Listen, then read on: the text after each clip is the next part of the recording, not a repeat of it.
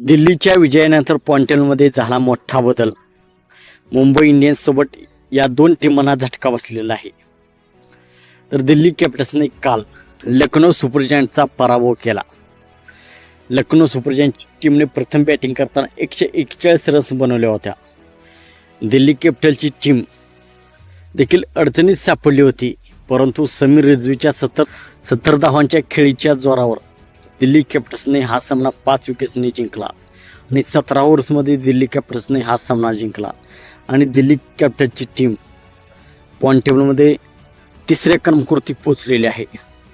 Mumbai Indians आणि Punjab Kings या दोन टीमांना मागे टाकून दिल्ली कॅपिटल्सची टीम तिसऱ्या क्रमांकावरती पोहोचलेली आहे आणि दिल्ली कॅपिटल्सचे 2च पॉईंट आहेत. परंतु दिल्ली कॅपिटल्सने हा सामना 17 ओव्हर्सने जिंकल्यामुळे दिल्ली कॅपिटल्सची नेट रन रेट ही +1.400 इतकी झालेली आहे आणि दिल्ली कॅपिटल्सची टीम तिसऱ्या क्रमांकावरती पोहोचलेली आहे आणि मुंबई इंडियन्स आणि पंजाब किंग्स या दोन टीमांना दिल्ली कॅपिटल्सच्या विजयाने झटका बसलेला आहे.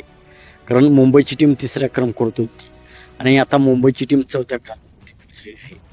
पहिल्या क्रमांकावर राजस्थान रॉयल्स, दुसऱ्या क्रमांकावर रॉयल चॅलेंजर्स बेंगळुरू.